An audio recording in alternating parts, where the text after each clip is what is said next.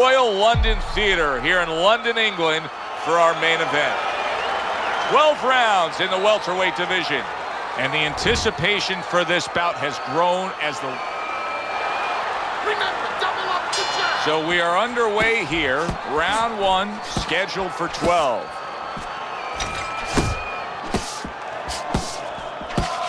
Able to cover up along the belt line, blocks that one. He's showing what a skilled fighter he is with the counterpunching. Well, the old timers used to say, when you're calm in there, when you're in control in there, you can make him do what you want. He made him tie his shoelaces right there. Blocks that punch. Well, it's very easy to see here. You have one fighter who has a distinct advantage in terms of the reach. What do you have to do when you're fighting a guy who you know can bring that long arm out and get there before you can? So there's two ways to deal with a tall. One is the traditional way. Just tuck up, get a good defense, and make sure you start working your way in. Slip the punch, take that height advantage away. Bring your legs. The other is to step out, believe it or not. Elicit the taller guy to give up his height. Make him come to you. Close the jab.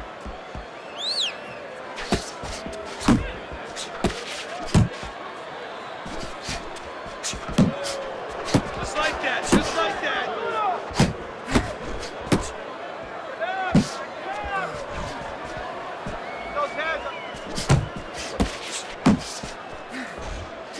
And coming upon the halfway mark of this 3-minute round. Needs to improve that accuracy, missed with the headshot.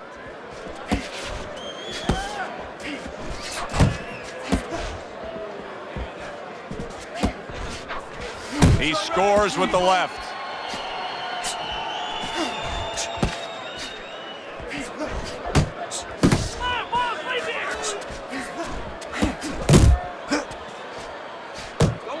Hatton's just punching air that time. His opponent was able to get out of the way.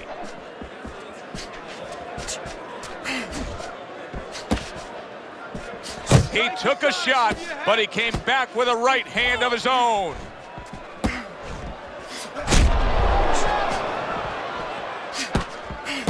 That was a miss by Ricky Hatton.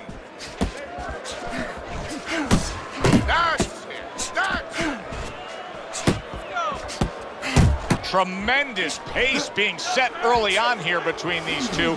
Can't see this fight going the distance with this pace. No, not unless something changes, like moving their heads a little bit. He comes back with the left hand again.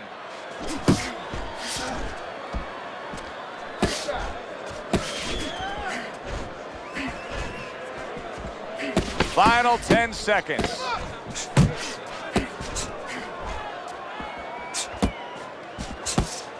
You can see he's trying to score up top, but off the mark there. You can almost see it just by the way a fighter sits down on their stool at the end of a round. As we come to the end of this round, you can tell that he's full of confidence and he can't wait to get right back out there and continue doing what he was doing. Well, you're right. The first thing that I noticed is his back's not leaning against the corner pad. You know, that's a defeated fighter. That's a fighter. He don't want to go back. Something bad happened to him. You know, he's leaning back like that. You have to pick him up from the stool. He's got all his weight forward. He can't wait to get going. You know that he's positive. You know that he had a good round. It's much too early for him to be hearing this kind of analysis, but it's true. Hatton's punches right now are slowing down. He's tired. Yeah, and I'm wondering if he's mentally tired, he's discouraged, or physically he didn't put the work in.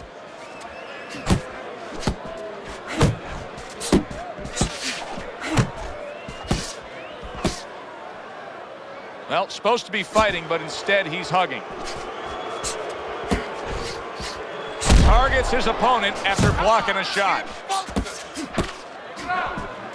Not hitting his mark there going upstairs.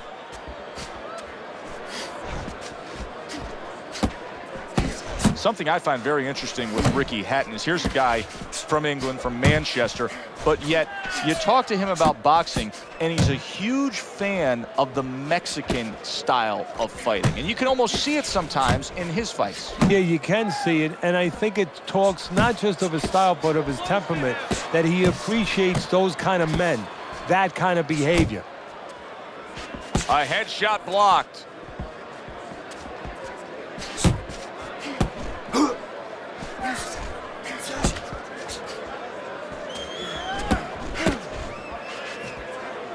There's the headshot, but he parries it away. This is brilliant defense we're seeing here every which way. Blocking punches, moving well, parrying punches away. Yeah, he's doing a great job. Now he has to connect the offense a little bit better.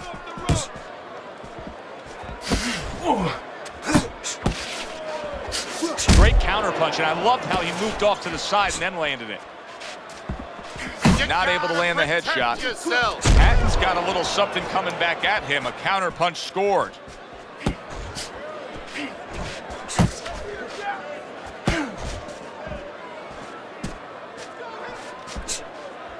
Close the distance.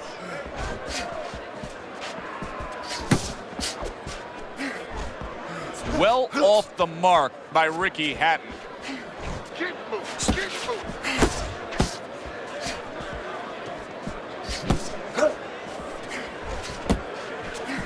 Final 10 seconds of round number 2.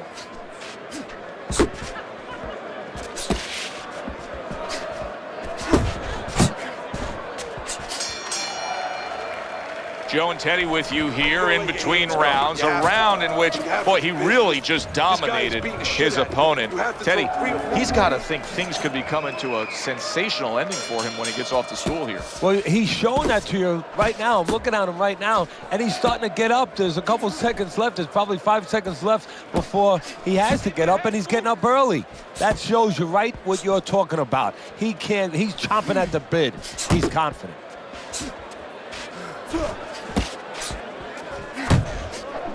Good exchange. He fires back.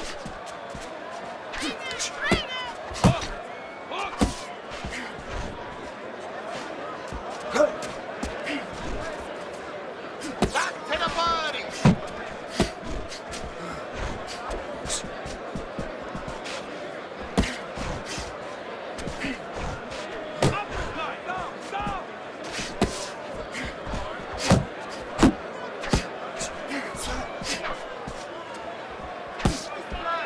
Tucks those elbows in, blocks the body shot. Keep moving. Keep moving. Come on. He had his eyes set on the uppercut, but was unable to land it. A good block. Teddy, he did a smart thing right there. Just created enough space and then landed the counter punch. Looked like the will of the wisp, the old great Willie Pep. Made him miss, made him pay. Is Hatton flawed defensively? Yeah, a little bit. You know where he's flawed a little bit is, first of all, offensively. I know that sounds crazy, but it mixes in with the defense because part of his defense is offense. He doesn't consistently work or fight when he gets inside. He gives you a little bit of a break, and sometimes he reaches in a little bit. He gives you about a 2-foot distance where you can catch him as he's reaching. Hatton's using a lot of energy just by throwing so many punches, but he's not getting much out of all this effort at all. No, he's working much too hard. That's a good point there. He's working really too hard for what he's getting done. He has to now start to educate himself, start to, place those punches in the right spots. Not able to land the uppercut. Oh, and he returns fire with a left hand.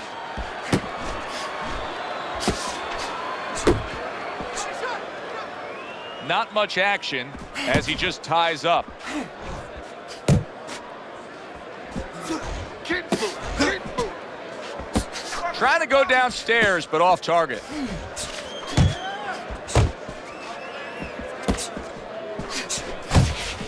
Inside. Inside.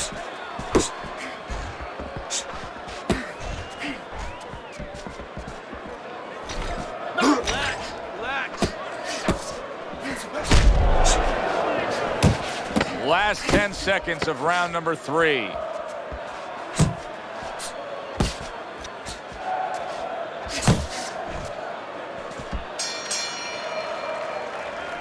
Doing fine.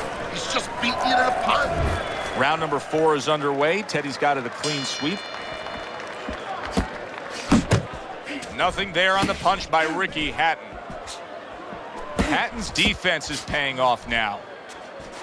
That's what I want to see. Keep moving. Keep moving. Work the body, kid. Body shots.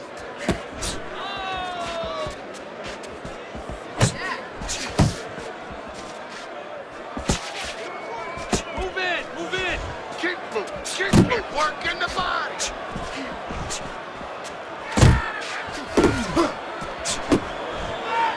Blocks that punch. Keep working the jab. Good, good. Looking good. Hatton's punch is far off the target.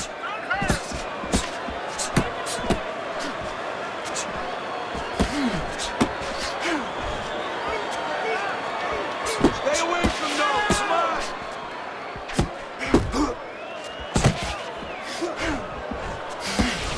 A good block by Ricky Hatton. There you go.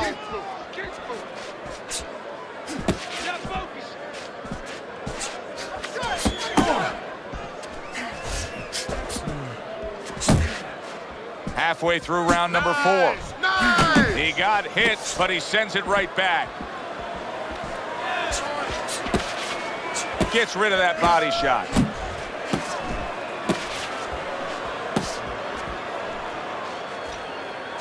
Nice work, nice work.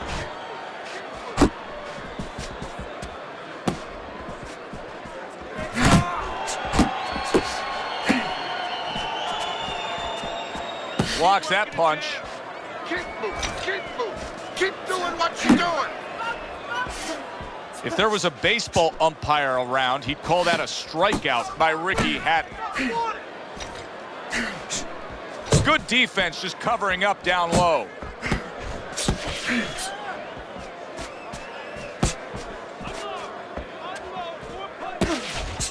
Keep moving. Watch the hook.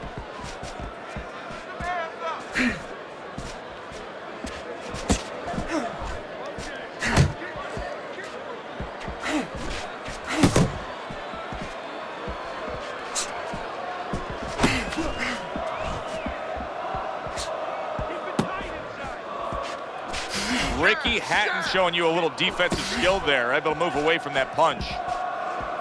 Wow, is he defensively sound. 10 seconds to go in the 4th.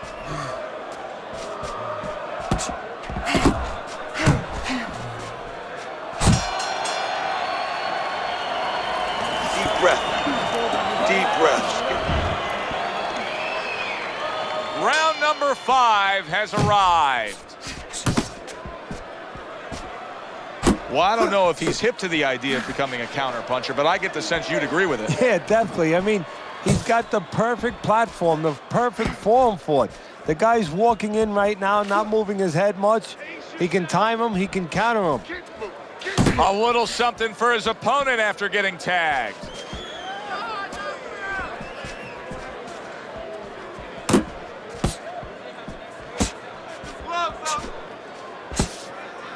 Missed the body shot.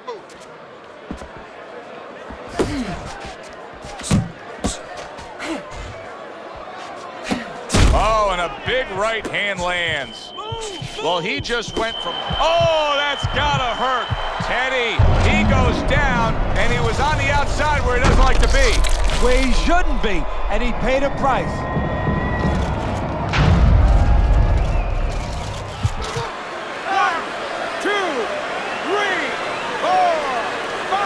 Ricky Hatton's rising back up. That takes some guts.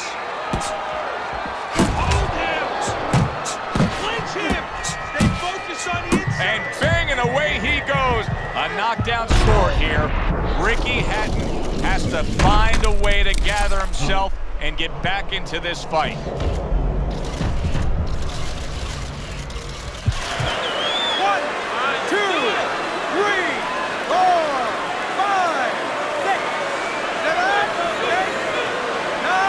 Gets up, but it may only be a matter of time if he doesn't change his ways.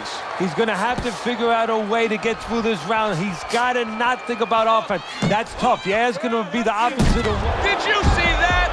Forget about the judges. This one may be over now.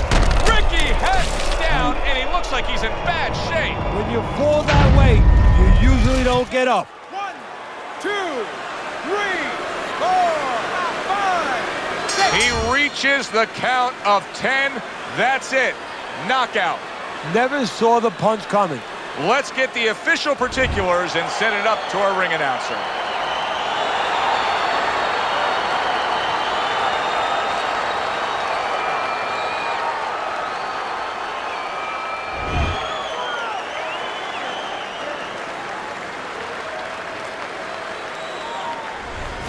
That's what you want to see, a guy who can close the show and finish with style. He ends up a knockout victor tonight. And that's what his trainer wanted. His trainer was even telling him, step it up a little bit, because he knew this was possible, and they got it. For Teddy Atlas, I'm Joe Tessitore. Have yourself a great night.